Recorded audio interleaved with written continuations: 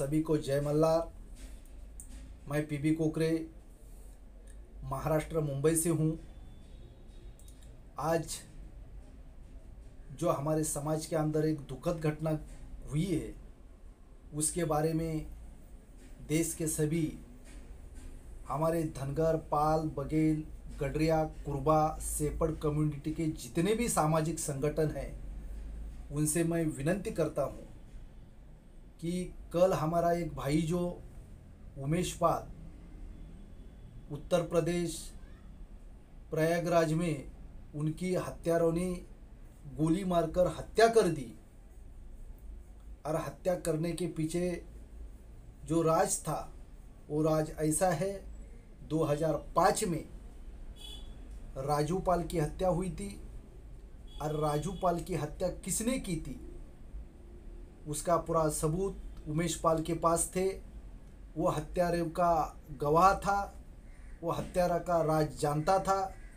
इसलिए राजू पाल की हत्या करने वाले 2005 को आज 2023 चल रहा है, 18 साल हो गए। 18 साल तक वो केस चलती आ रही।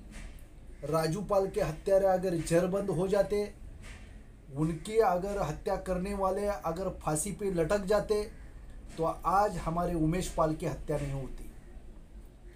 राजू पाल के हत्यारे को सज़ा नहीं दे पाए, इसलिए जो अपराधी थे, जो हल्लेखोर थे, उन्हें मालूम था उमेश पाल ये गवाह है और इनके वजह से हमें सज़ा हो जाएगी, हम फांसी पे लटक जाएंगे।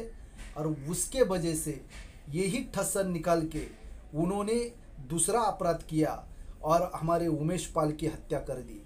आज उमेश पाल का जितना भी परिवार है वो परिवार के ऊपर दुख का पहाड़ खड़ा है। मगर देश का जितना भी धनगर समाज है, गडरिया है, पाल है, बघेल है, सेपड़ कम्युनिटी है, वो सब खुल के मैदान में उतरना चाहिए।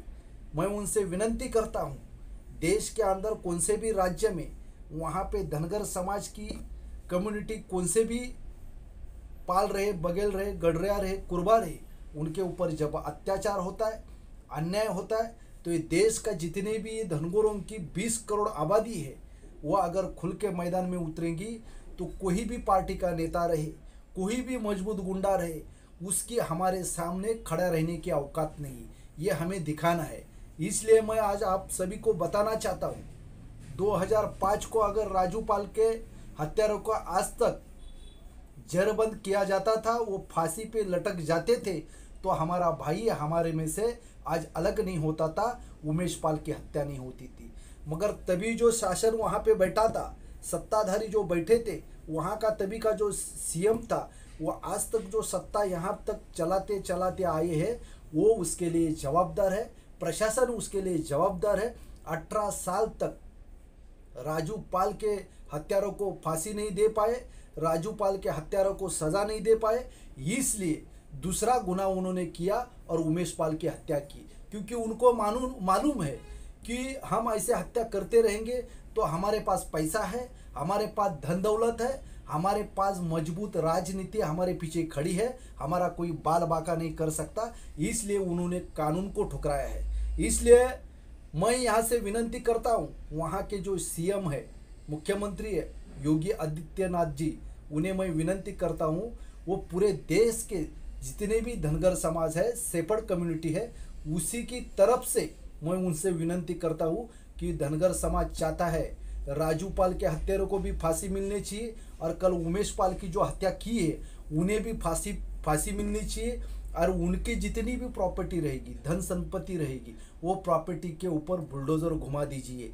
ये पूरे देश के सेपड़ कम्युनिटी धनगर समाज की मांग है। नहीं तो ये देश का 20 करोड़ धनगर समाज रास्ते पे उतर जाएगा।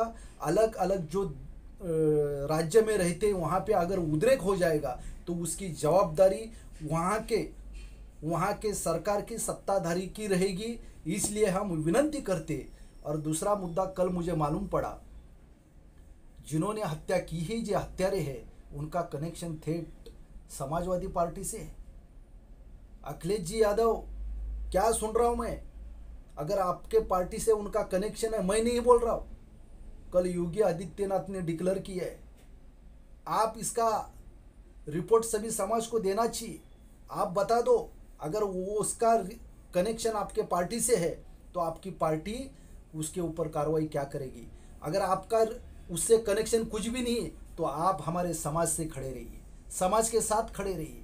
उसको फांसी देने के लिए, उनको उद्ध्वस्त करने के लिए, उनके घरों पे बुलडोजर करने घुमाने के लिए हमारे समाज के साथ खड़े रहिए। और ये मांग आप कीजिए, ये हम आपसे विनंती करते। अगर ये मांग आप नहीं करेंगे तो हम भी समझ जाएंगे कि आप उनको बचाने की कोशिश कर रहे, वो सही आपके पार्टी के हैं, ऐसा हमारे मन में आएगा। ये आना नहीं चाहिए। इसलिए आप भी खुल के मैदान में आइए और उनको जो अपराधी है उनको सज़ा मिलने के लिए आप भी कोशिश कीजिए। ये पूरे धनगर समाज की मांग है। अगर जो पार्टी हमारे समाज के बारे में गलत कदम उठाती है, हमारे समाज को सपोर्ट करने का काम नहीं करती, हमारे समाज से वोटिंग लेने का खाली काम करती है और हमारे समाज के ऊपर अत्याचार करने वाले को बचाने का कोशिश करेगी, वो पार्टी को ये देश से जितना भी धनगर समाज है वो बहिष्कार डालेगा। ये मेरा वादा है और ऐसा ही प्रचार हम पूरे देश में करेंगे। और मेरे भाइयों को मैं बताना चाहता हूँ, देश के आपकी राजकीय पार्टी कौन सी भी रहे, थोड़े देर के लिए अपने पार्टी को बाजू में रखो और हमारा जो निशान है, हमारी जो अस्मिता है, हमारी जो होड़कोरंग की अहिल्या माता ने जो हमें दिए हुई जो शिक्षा है वो आगे लेके आइए। हमारे महापुरुषों का इतना बड़ा इतिहास है। हमारे महापुरुषों ने यहाँ मातृभूमि से अंग्रेज़ों को यहाँ से दौड़ा दौड़ा के भगाए, ये आपको सभी को मालूम है। इतना बड़ा इतिहास होने के बावजूद आज भी हम इनके आगे पीछे क्यों घूमते। समाज के लिए एक गट्टा हो जाए। ये पार्टियों के हमारे सामने औकात नहीं खड़े रहने की, ये आज मैं बताना चाहता हूँ। दूसरी बात ऐसी है, समाज का नेता कोई भी पार्टी में काम करता रहेगा, उसके ऊपर जब उसकी पार्टी अन्याय करती तब हम समाज के लोग उसके साथ खड़े रहते। क्यों खड़े रहते, वो हमारे समाज की व्यक्ति है, वो पार्टी उसकी हम देखते नहीं। तो वो नेता ने भी वही सोच रख के समाज में उतरना चाहिए। जिस दिन समाज के ऊपर अन्याय होता है तभी उसने अपनी पार्टी और अपने पार्टी का झंडा नहीं देखना चाहिए, हमारे अस्मिता का झंडा देखना चाहिए और समाज की अस्मिता देखनी चाहिए और समाज के लिए उसने रास्ते पे उतरना चाहिए। अगर सब नेता लोग एक साथ उतरेंगे तो ये देश के अंदर एक बड़ी क्रांति हो जाएगी और हर स्टेट में, हर राज्य में जो ये धनगरों के ऊपर अत्याचार करने की इनका जो मनोबल बढ़ रहा है और इनको जो उकसाने का काम कर रहे हैं और जो इनको बढ़ोतरी देने का काम कर रहे, उनके पैरों की जमीन सटकते जाएगी और इनको सटकाने का काम हमें आपको सबको मिलके करना है।